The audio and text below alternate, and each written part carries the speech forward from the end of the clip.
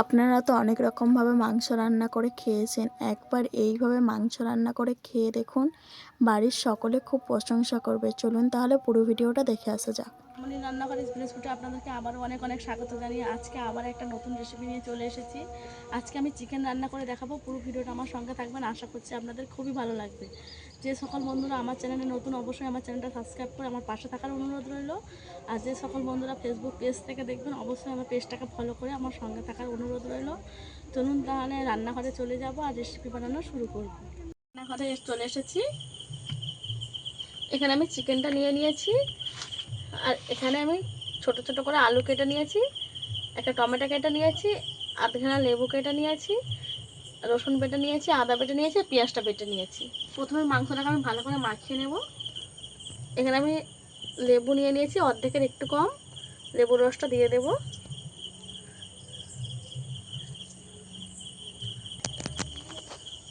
পরিমাণ মতো লবণ দিয়ে দেব, এখানে মতনটাই লবণ দেব। হলুদ গুঁড়ো দিয়ে দেব, অল্প একটু আদা বাটা দেব, আর লঙ্কা গুঁড়ো দেবো 1 চামচ। ভালো করে সব কিছু উপকরণ একসঙ্গে মিশিয়ে নেব। ভালো করে প্রত্যেকটা মাংসের গায়ে আমি মিশিয়ে দেব এইভাবে।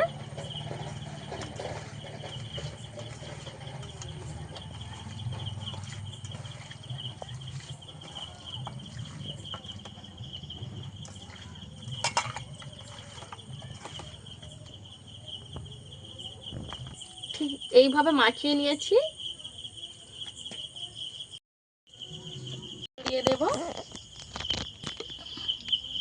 তেলটা ভালোভাবে গরম হয়ে গেছে, একে একে আলুগুলো ভেজে নেব।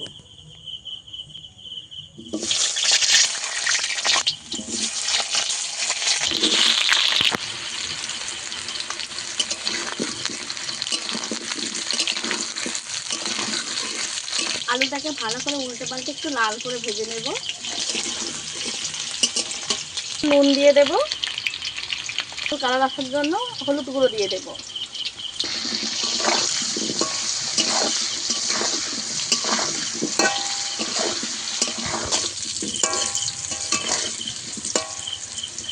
আমার প্রায় ভাজা হয়ে এসেছে, ভেজে নিয়েছি, তুলে নেব।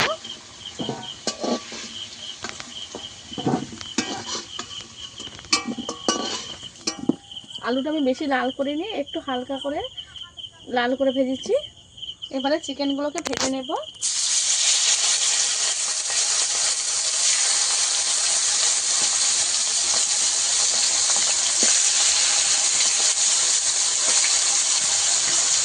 ভালো করে একটু ভেজে নেব।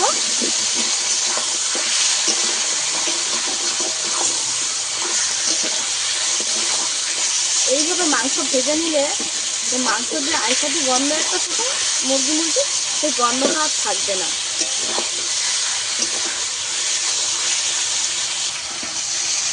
মাংসটাকে একটু উল্টে পাল্টে ভালো করে ভাজবো।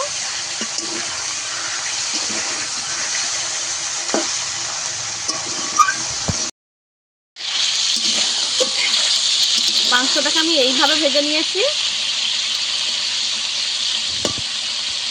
মাংস থেকে তেলও ছেড়ে গেছে।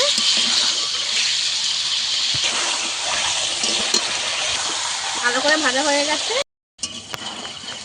তবে ভেজে নিয়েছি, তুলে নেব।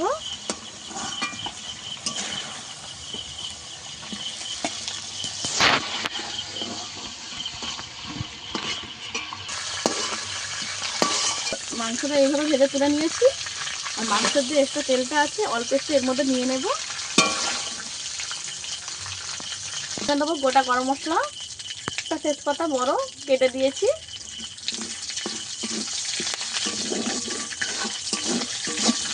কেটে রাখা পেঁয়াজ দিয়ে দেব।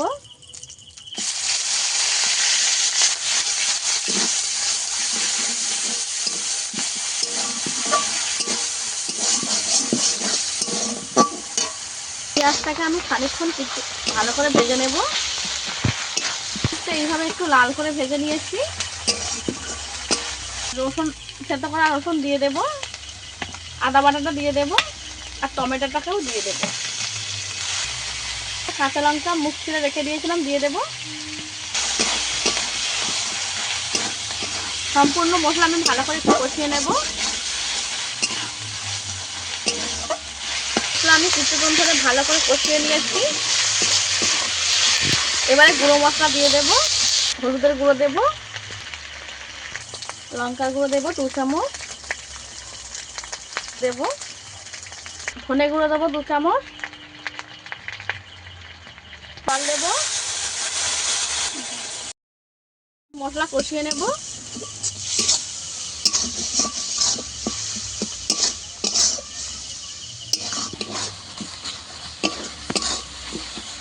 মশলাটা আমি এমনভাবে কষাবো যেন সম্পূর্ণ টমেটো গলে যায়।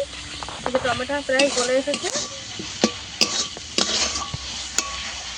আমার ভালো মতো কষানো হয়ে গেছে, মাংসটা দিয়ে দেব।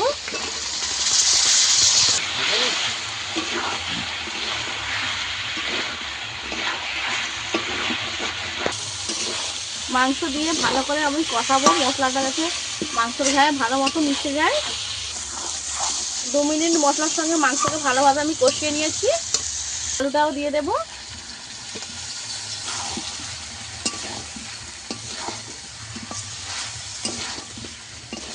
আলুটাও কিছুক্ষণ এর সঙ্গে কষিয়ে নেব।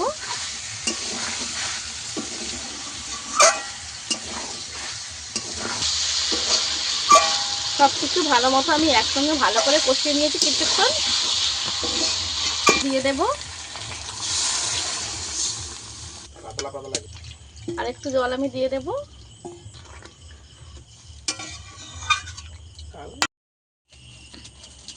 ভালোভাবে ফুটে গেছে।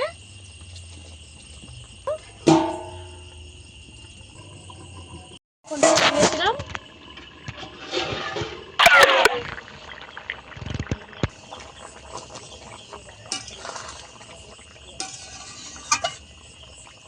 সবকিছু ভালোভাবে সেদ্ধ হয়ে গেছে। এই ঝোলটা আমি রেখে দেব। তাই এবারে গরম মশলা দিয়ে দেব। গরম মশলা বেটে নিয়েছি, জলে গুলে দিয়ে দেব।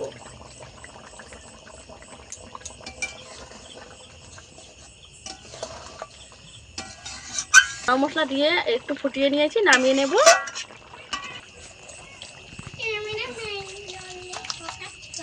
রেডি হয়ে গেছে। এই যে লাল লাল চিকেনের ঝোল আমার রেডি হয়ে গেছে। দেখতে কত সুন্দর হয়েছে দেখুন বন্ধুরা। দেখতে যত সুন্দর, খেতেও অতটাই সুন্দর হবে। আমার এই মাংসের ঝোলের রেসিপিটা আপনাদের কাছে কেমন লেগেছে অবশ্যই আমাকে কমেন্ট করে জানাবেন।